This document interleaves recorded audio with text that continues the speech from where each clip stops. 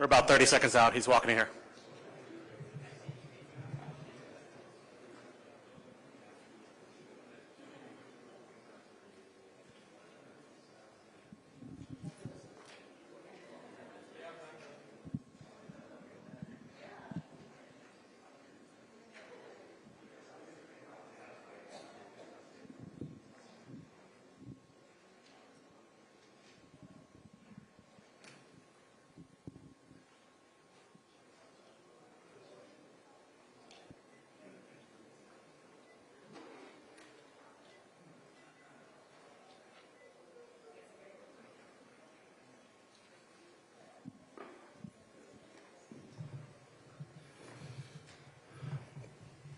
All right. It's great to be here. Good to see everybody. Look forward to the challenge of playing the 49ers, heck of a football team. These teams, the last two teams standing here, we're honored to be one of them. So with that, time's yours here. Hey, Coach, over to your right. Yep. You've been around pro football for so long. The business of the game just continues to grow, the hoopla around it. What have you made, and what would you think back from your early days of coaching of what the NFL was then and the behemoth that it's become now? Yeah, it's great for the league, for the players, coaches, for you guys. Everybody profits from it. From a monetary standpoint, it's fun to watch the growth of the game, the different changes that have taken place there. Grateful for the foundation that the guys before us laid for us, and you know, it's different. I mean, it's definitely different. When I got into it, there weren't cell phones, and now look at us, right? So the technology, not only with you folks, but also within the game, has been increased, and it allows you to be even more detailed as a coach, which presents you and the fans better offenses and defense, a little bit more out of the box, sophisticated type offenses and defenses. So it's unlimited that way, and it'll continue. It's going to keep growing. The longer we're in this, it's become not just a game in America, but a game throughout the world now. So tribute to Roger Goodell and all his efforts that he's put forward to make this a progressive, this game progressive and international. Coach Reed, over here to your left, Evan Walker with WXCI. Coach, the 49ers are one of the few teams to regularly employ a fullback in their offense. You've been around this game for a long time. Why do you think we've seen a decline in teams regularly employing fullbacks, and what are some of the unique challenges that presents? Yeah, so this is actually the first year that we haven't, since I've coached, that I haven't had a fullback. And I just had a tight end that could kind of fill that role, and that's what people are doing now. So things are so spread out that people have gone away from the traditional fullback, although they do a great job with it, and they're the number one offense. So they're doing something right with him. He's a heck of a player. But what you see with him is he can play the tight end position. He can play wide receiver position. They move him all over the place. And his flexibility within the offense makes it valuable position for them. Hello, Coach. Good morning. Federico Olvera, Dame Bola from Radio 13, Mexico City. Yes. Coach, what's your strategy to arrive good, in a good shape in January in the playoffs? What are those things you do and you say to your players to execute well on the game and mostly in the Super Bowls? Yeah, so there's a lot of hoopla that goes on with the game, and everybody patting you on the back, and all of that's great. But you've still got to practice. So when we come out here, we practice, and we go over to the field every day, make sure we get our work done. Take care of your diet. The players do that, and rest becomes important.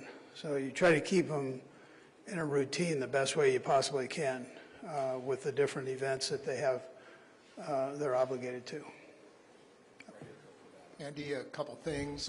Kadarius Toney, what are his chances of playing on Sunday?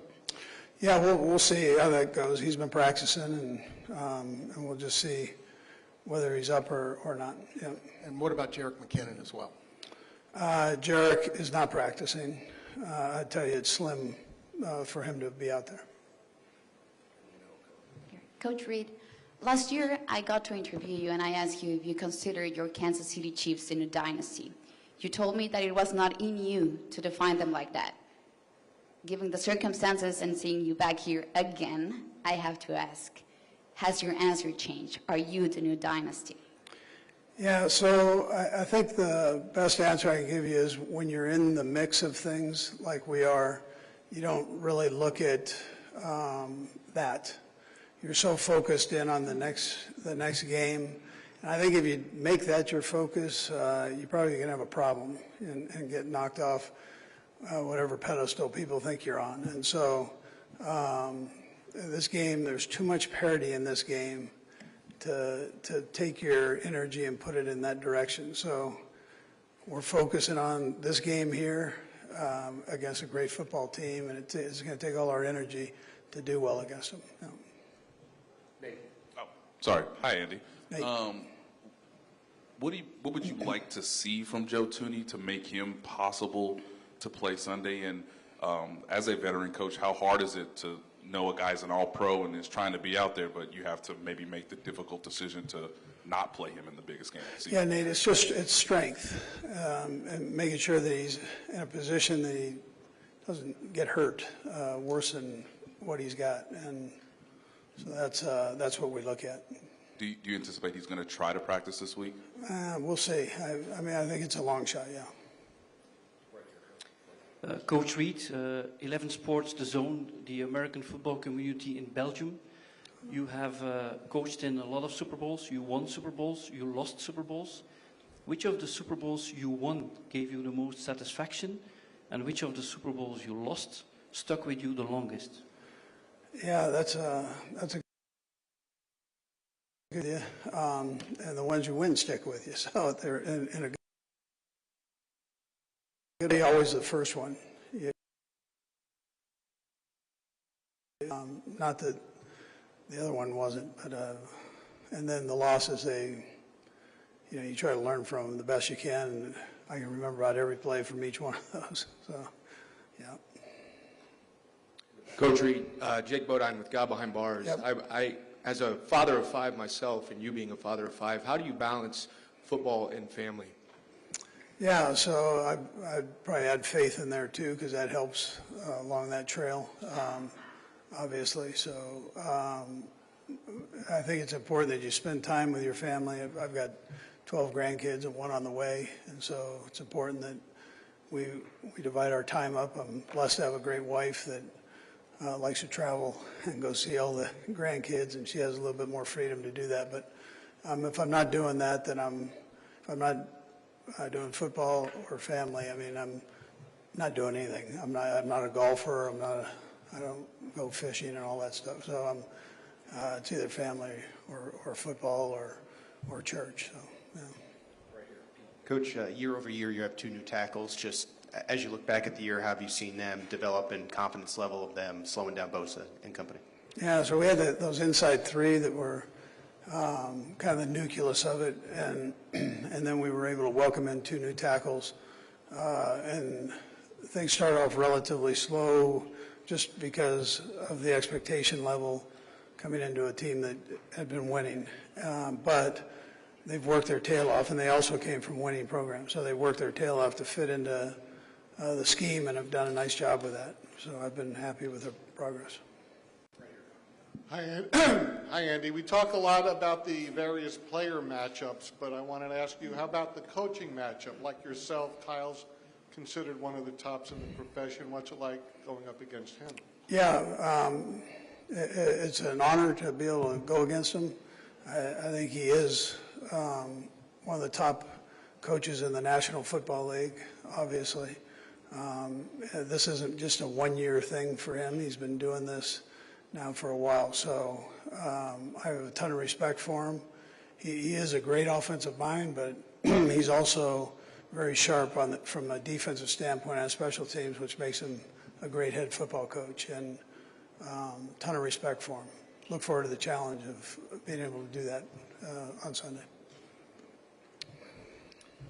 Andy, Ryan Dunleavy from the New York Post. You only have 2 of your defensive starters from the last time these 2 teams played in the Super Bowl. You guys have remade your defense. It's pretty easy for teams to stick with winning guys.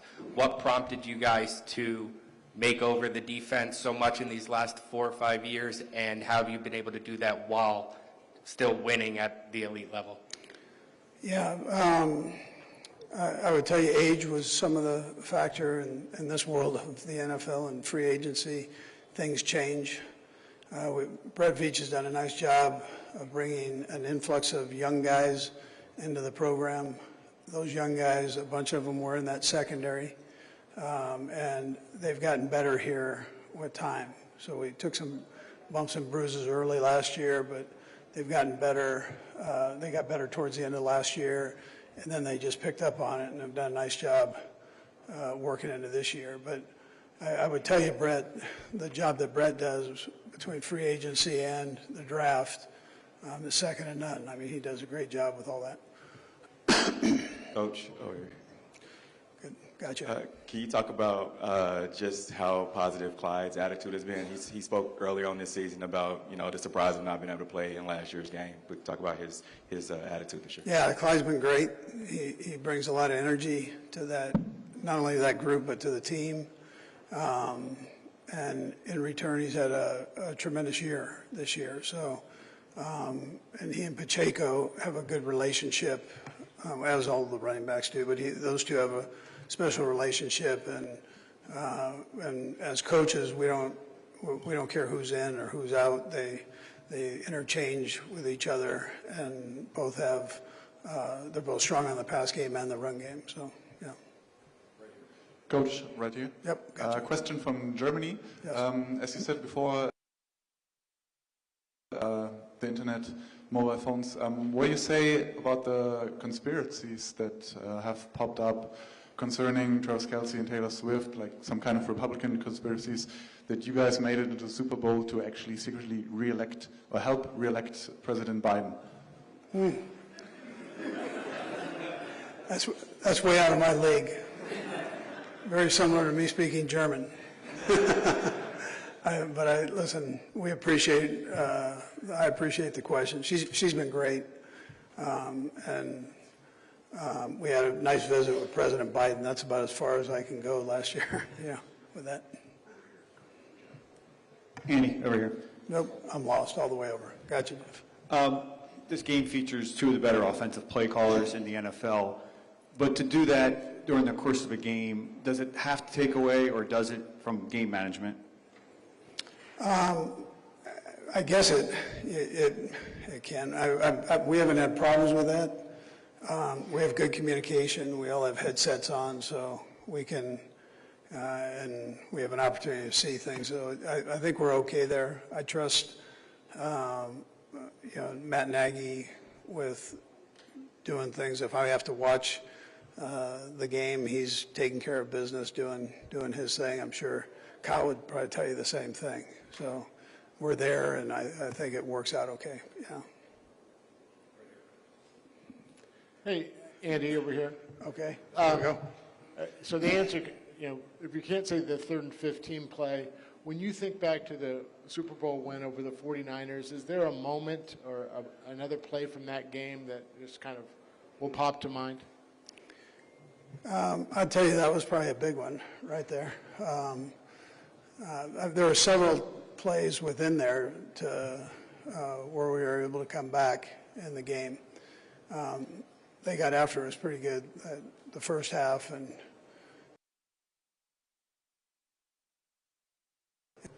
that would probably be the biggest play that stands out, though. Yeah. Time for 3 more guys. Right here. Coach, right here, Gilberto Obregón, CBS Las Vegas. Okay. With the win on Sunday, you get the chance to join a short list, Bill Belichick, Bill Walsh, of coaches to win more than 3 Super Bowls. Have you thought about that? I haven't, no, but I appreciate you asking. Yeah. Do you use that as motivation, or? No, listen, I'm in, we're trying to teach about the 49ers, and you take yourself out of it, you take all that stuff out. This is a team sport, so you focus right in on that group. I will tell you, though, we've enjoyed Las Vegas and the hospitality from your people in the city here. Yeah. Andy, E.J. Smith with the Philadelphia Inquirer. When you think of that 2-4 stretch you guys went through in the regular season, particularly the struggles Marquez had in some of those games, I guess what does it take from a team to overcome that and a player to overcome something like that? Yeah, MVS has done a real nice job with that. He had a couple big drops early in the season. He just kept working, and he's mentally tough. He's smart. He understands the offense. So he just pounded through it, and it worked out, and the quarterback maintained confidence in him and has kept using him throughout. So, yeah. Last question right here. Matt Wolf, Florida National News. You said that you're going to be coaching for the foreseeable future. Is there a rule change or something that you would like to, that you could change that would make it easier for you mentally and physically moving forward? No, I mean, not right here. There isn't. But no, there's not. Yeah. All right, good. Thank you.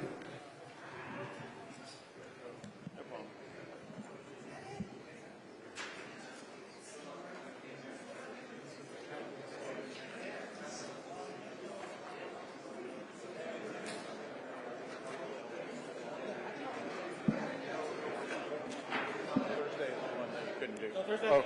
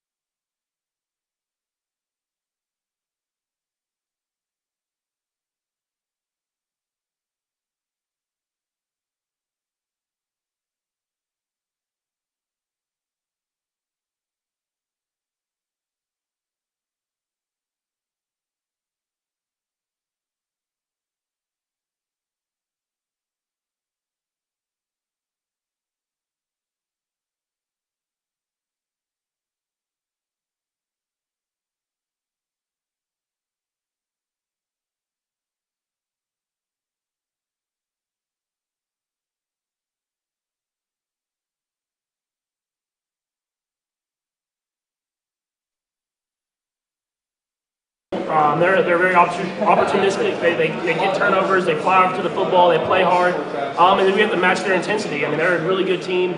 Offense, defense, special teams, they do it all. And so we have to match that intensity through and through in order to win the football game. Hey, Pat.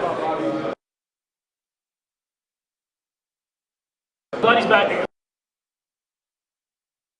With the guy and how hard he works, it's going to do tremendous things for that organization. Because when you have a leader like that's young and really is inspired to make this team great, that's what you want in your league. Yeah, we talk to each other a little bit here and there. I just put a text and stuff like that. Obviously, I see him sometimes in Dallas. Luckily for me, we're in the Super Bowl, so I won't probably see him this offseason. He'll probably already headed back by the time I get there. But he's the right type of guy that you want leading an organization. I think everybody knows that knows him. And he wants to do it in Kansas City, which I always think is special because Kansas City is a special place and they get behind their teams, and you want the Royals to be in that World Series combo again.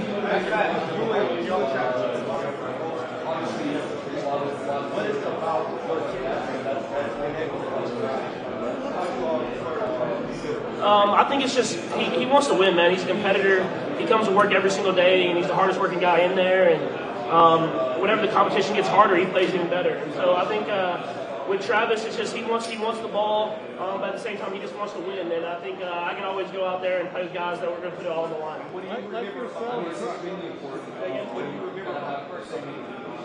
Yeah, just how good of a guy he was.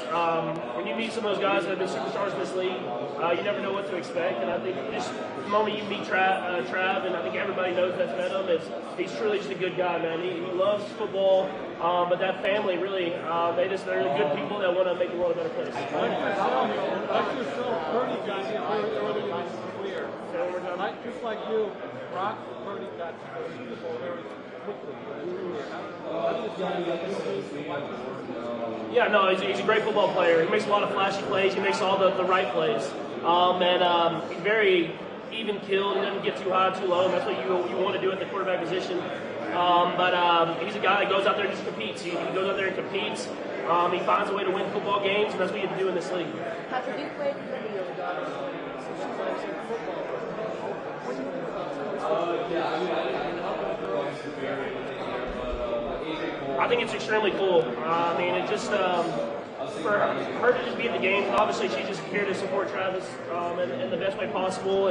But I think it has done a great job of bringing more people to football and how great this sport is. And knowing that I'm a father to a daughter as well, I love that she watches the games and loves football as well. So I know a lot of fans out there get to have those moments with their kids as well.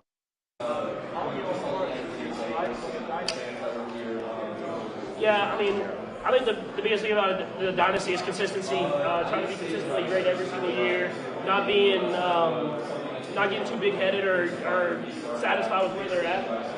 But you have to continue to do it year in and year out. And I don't think you can really say that you're a dynasty until it's over and people will look back at your career and how you did it. And so for me, it's just trying to be great every single year. And when I look back at my career, I'll know that I gave everything I had.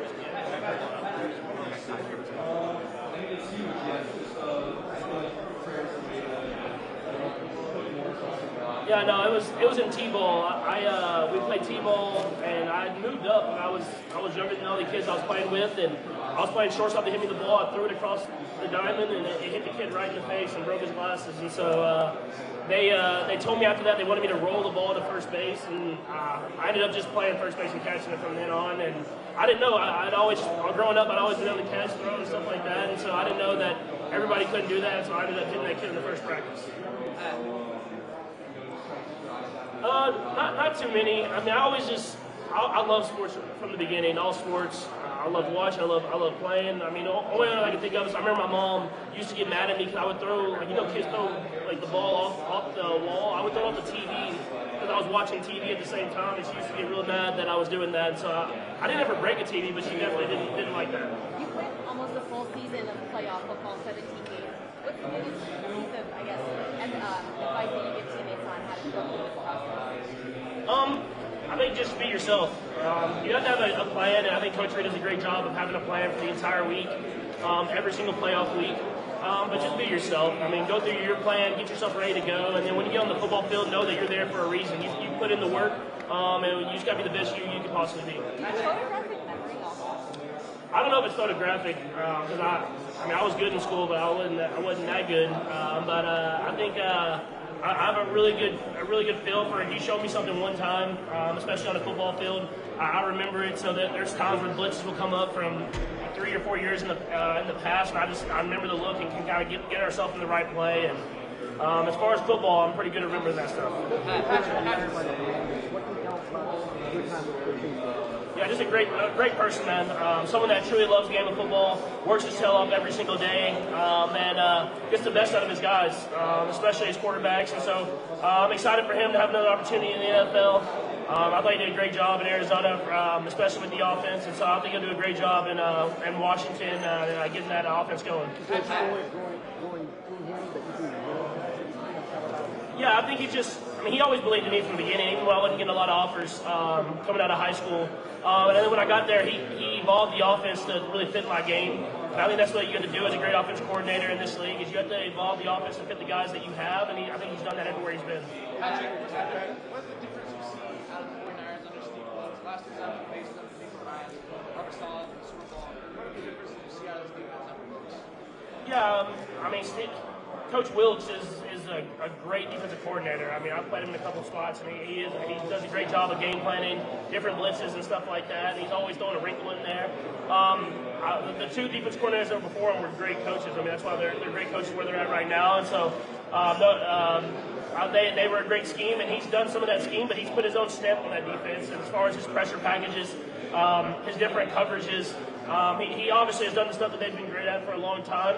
I think he's done a tremendous job with that, but he puts his own stamp on the defense. That's something we have to be prepared for. Yeah, no, Traveris is a great player, man. I remember when he first got to the Kansas City Chiefs, we got him off like a practice squad training from the Cowboys, and you can see from day one he was going to be the starter from the way he played. And he's a physical guy. He'll get up in your face. He challenges you. And then whenever the opportunity comes, he'll be aggressive and try to go make the play. And so I'm happy for him, man. He's done a great job in San Francisco, and I'm glad he's getting the shine I think he's always deserved.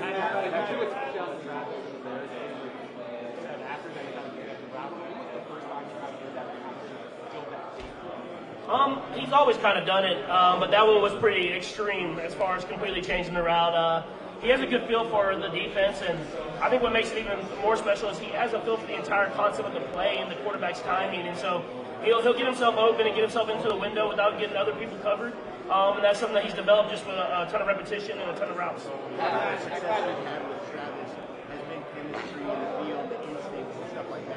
there anything tangible you can bottle up to teach other receivers to kind of develop that similar chemistry? 100%. We go through that every season, and I think Rashid's done a great job of learning that early in his career, and so are the other guys that I've played with. And obviously Travis is at a level that not a lot of people will be able to reach. But those guys sit there and listen to how he talks about football. They listen to how I talk about football, and we try to get ourselves on the same page. And Coach Reid gives us that freedom that we can adjust routes kind of on the fly. But it comes with a lot of repetition. It's not something you can just do rolling out of bed. You got to make sure you rep those things, and guys have done a great job learning. There's a theory that head coaches that are offensive play callers, they have to give up a little bit of what they can do as game managers. How does Andy balance that, and also when he's game manager? How does that all work out? Yeah, I think Coach Reid does a great job of it. Obviously he's had the season to learn how to really perfect it, but he does a great job of letting the offensive coordinator and the defensive coordinators kind of have their stamp on the game plan. But at the end of the day, he always says he has 51%. So whenever he feels like he has a feeling and he wants to maybe call the play that he's feeling, or call a timeout, or put us in a certain situation, whatever that is, he'll put his stamp on the game. And I think he's done a great job of that. And he's built trust with his coordinators to be able to kind of manage the entire football game. I honestly don't know. Even when Coach Bieniemy was here, I don't know exactly who's calling every single play, but from being on the headset, I know that everyone has influence in the game, and everybody installs different parts of the game plan, and Coach Reid trusts his coaches to go out there and make those calls whenever they're there. And I think at the end of the day, he has 51%. He'll call the plays whenever he feels like calling the plays, but he trusted his coaches to call plays whenever throughout the game. No, Coach Nags is the one that's talking to me throughout the entire game, and it's just great open communication. And I know, like, people really emphasize who's calling the plays and who's calling whatever, but everyone has their stamp on the game plan. I think that's what makes us so great is Coach Reid allows guys to do that.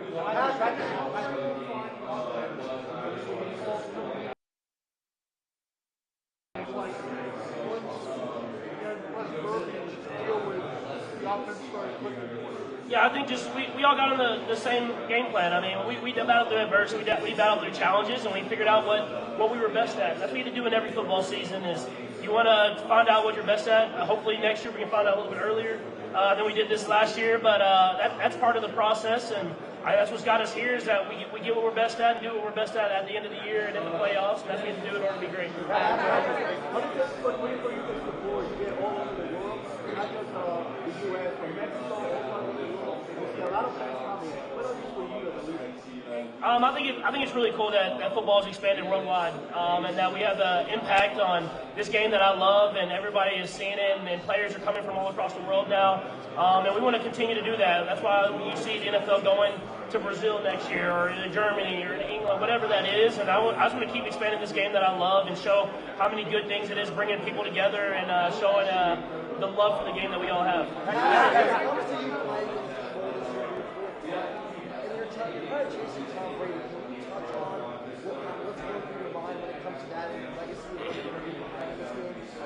Yeah, I mean, I've only won 2 Super Bowls, so there's a couple other guys in front of me before I even get close to chasing Tom. But I mean, all you can do is just try to be your best every single game, every single day, and that's what I try to do. Is I try to go out there and play my best football, and hopefully my best football is good enough to win this 3rd Super Bowl. But all I can do is be the best me I can be every single day, and then I'll do that again next year and the next year after that. And hopefully that's at the end of my career I can say that I'm close to Tom.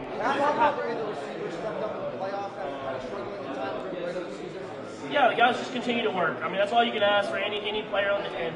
I feel like I didn't play my best football in the regular season as well, and everybody's just trying to continue to work to get better and better. And now we're all, I believe, playing our best football the entire season. But it's to take our best in order to win this game, and so I'm just going to trust my guys to continue to work this week and prepare ourselves for a great game. Talk about the mental side of the game going into the Super Bowl. It's your long season, difficult road. Talk about the mental side of it.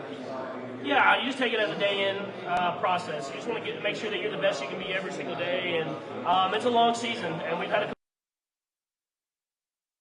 couple one. You want to be playing all these football games.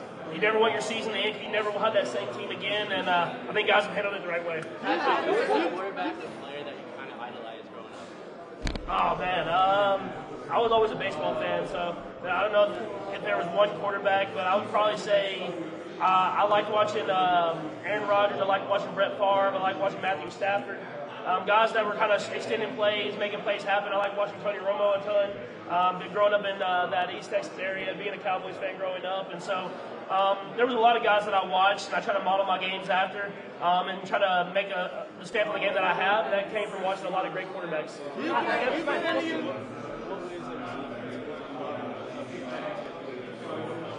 Yeah, I think just you learn a ton being a father, man. You learn how to be patient. You learn how to try to really boost people's confidence, especially your kids. And through seasons like I've had this last year, it's not never losing hope or never going negative in adverse times. Just continue to boost people's confidence, continue to strive for hard work, and really being patient. And it's done a ton for me on who I am as a person. And I'm just glad I get to experience it every single day. Do you enjoy?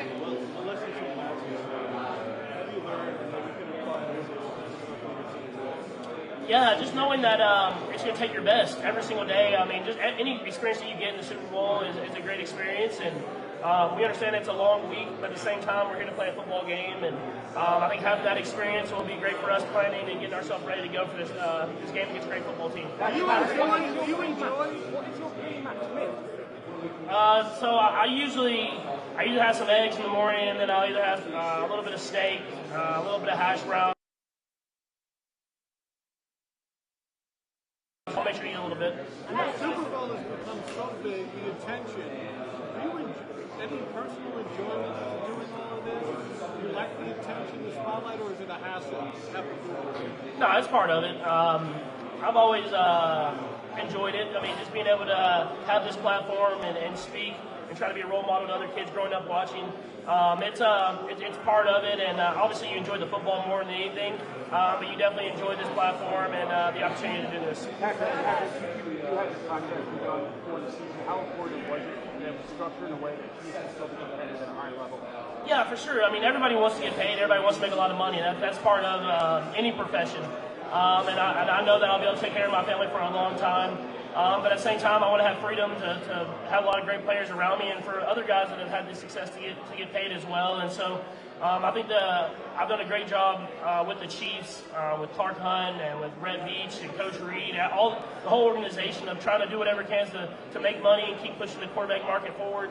But also keep a lot of great players around me, and I want to win at the end of the day, and I want everybody to get paid and get the money they deserve, and that's part of building a great football team. Just being Patrick Mahomes, right? Everybody says you're the best quarterback in the NFL. What's it like just to take all that in, get coming from Texas Tech and turn it into a great start? Can you talk about that? Yeah, I think the biggest thing that I've always done is to try to be the best Patrick Mahomes I could be, and I'll be in Texas Tech or in high school, whatever that was, I always just wanted to win and compete. And I got blessed to be put in a great organization here in Kansas City, and when you're winning, everybody's going to boost you up like that, and so all you can do is just stay level-headed and continue to do what you've done to get you here, and try to continue to just push the bar even further. And growing up in a baseball household, you also played basketball. When did you know that football was your calling? I didn't know until going into my junior year of college, so I always thought I was going to be a baseball or basketball player. That's what I hoped in my dreams growing up. And then when I got to college, I still thought I was going to be a baseball player. And it wasn't until I stopped playing baseball after my sophomore year of playing quarterback at Texas Tech. It took a long time, but I found the right path. If you have to pick an emoji to tell me how you think someone is Super Bowl, which one would be and why? Choose it. I'll go with this one right here. Why? Just because I'm always down for a good time, and the Super Bowl in Las Vegas can't get a better time than that.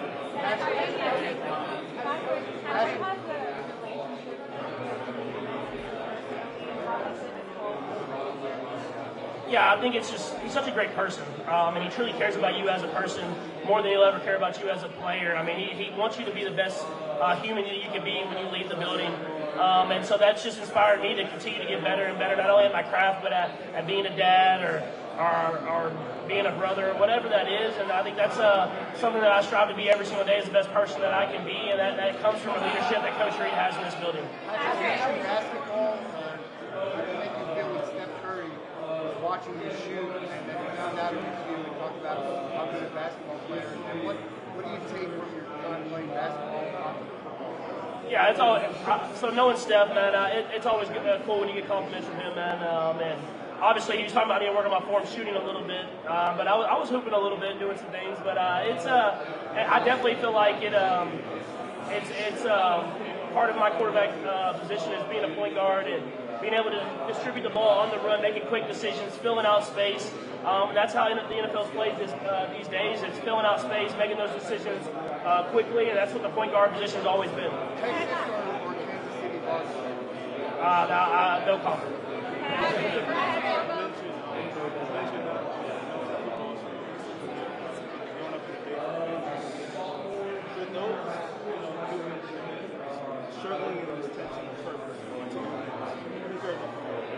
Yeah, I think I've always said just follow your dreams. No matter what that dream is, no matter if no one believes in you, make sure you just strive and work hard and try to follow your dreams. And I think that's something that you can always live with yourself and know that you're going to be happy to know that you gave everything you could to achieve your dream. And if it happens or if it doesn't happen, you'll always be happy because you know you did it.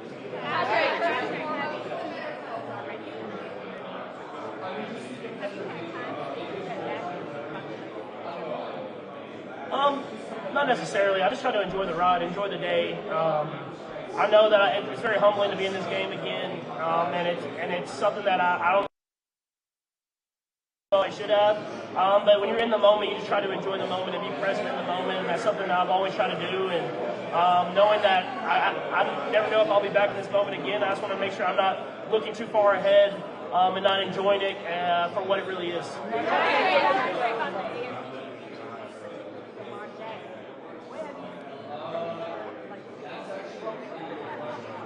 Yeah, he continues to get better. He's a competitor, and he wants to win. And all you want to do in this league is get better year in and year out. And you've seen that from Lamar. I mean, it's hard when you win the MVP that first season to strive to be even better, and he's done that. And that's why he'll probably be winning the MVP here in a couple of days. And it's someone that I hate going up against because I know that he's going to make plays all over the football field. Have you been an incredible role model and father to your children? Have you had the time to speak with them during the leading up to the Super Bowl during the busy time? Yeah, I always FaceTime them whenever I'm not with them and talk to them throughout the day. Braun's is running around now, starting to walk. Sterling's loving it, being able to be on vacation and everything like that. So hopefully I'll get to see him throughout the week when I get some free time.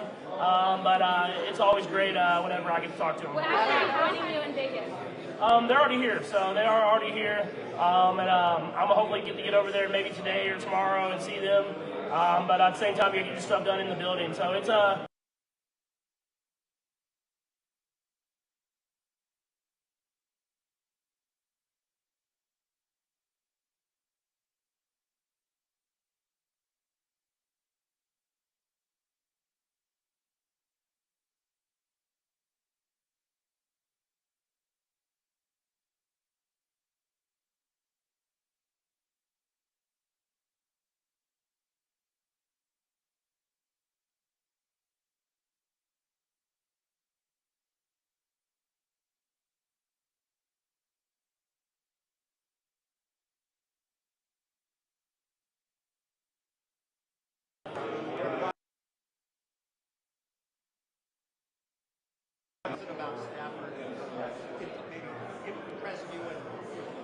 Yeah, no. First off, he's a Texas guy, so I always love when the Texas quarterbacks are out there having success, and everybody talks about the sidearm throws and the no-look passes. That's from watching guys like Matthew Stafford play that I've been able to do it, and I kind of got some hype coming into the league. But I think if you watch the film, he was the guy that kind of started that stuff off. Him and Brett Favre, and so it really is cool to be able to kind of be along those guys now and be able to kind of have my own impact on the game. But those are the guys that I watched that influenced me to be the quarterback that I am.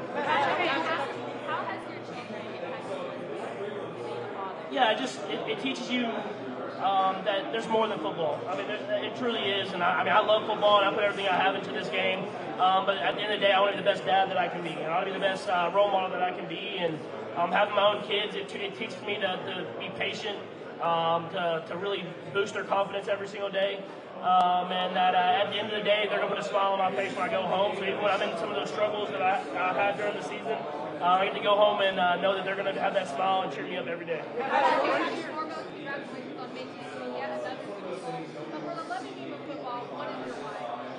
Yeah, my why is my kids now.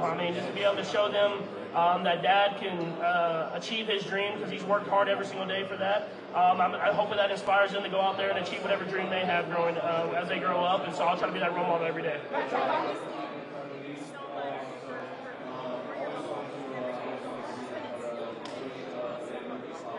Yeah, I was that kid growing up that looked up to baseball players or sports icons or whatever it was, and that's inspired me to be on this level, and I want to make sure I inspire kids to do the same, and no matter what their dreams are, if that's sports or if that's lawyer, doctor, whatever that is, I want to just show them that they can achieve their dream if they work hard enough. Your offense has found the rhythm this player.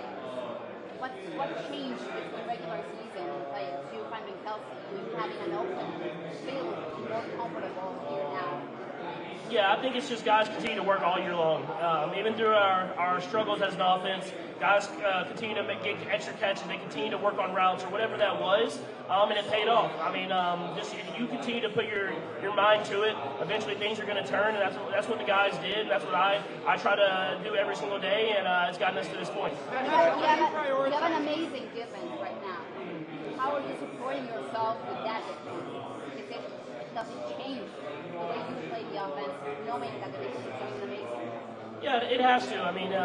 Whenever you have a defense playing at this level, whenever you have some of those opportunities where you might have taken that chance in the past, you don't. You go to the check down, or you go to the next read, because you know that your defense, even if it doesn't work out, is going to get a stop, get you the ball back. And I think I've learned that about playing the quarterback position is you have to be the best quarterback for your team. You can't be just the best quarterback or the best stats or whatever it is. You have to find a way to win the football game, and that's what I've tried to do this year. Patrick, how do you prioritize faith and family as a professional athlete? Yeah, I mean, it's something that has always been something that's inspired me every single day to be the best person that I can be. And in order for me to be the best football player that's something that faith has really inspired me to do. And obviously, I love my family. I think everybody can see that every single day. And my kids, I want to be the best role model for them. And then after that, football comes, and I'm gonna put everything I have into football, but I have to be the best role model and father figure I can be every single day. One question. So, if you had to sing in the shower, even if you don't sing in the shower, what would it be? What would be your shower song? Love Story by Taylor Swift. When you look back at that 2-4 stretch you had in the regular season, what did you learn about it? I think I learned that we had the right mental mindset. I mean, I think that was the thing, is no one hung their head, even though there were some tough times. Everybody continued to work and continue with the process. That's what you need in great football teams, is even when adverse times come, you have to keep pushing and get through it. And that's what's prepared us for the Super Bowl run.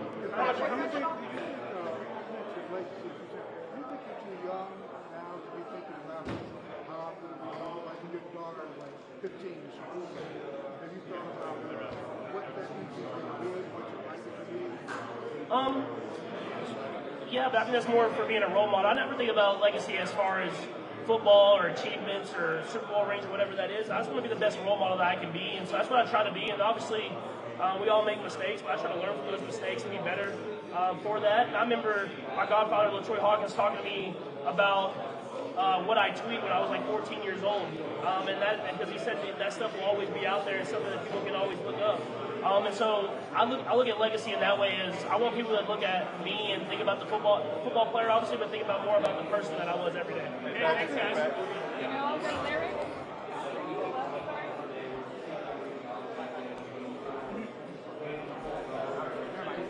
Thank you. I'll plug in. Thank you.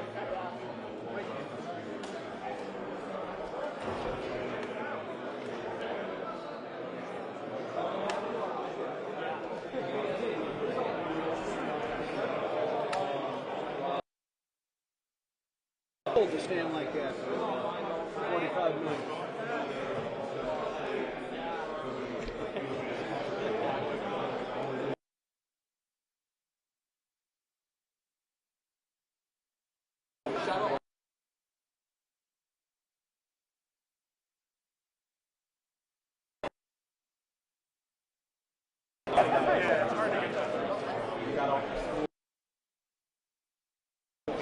I still get the same.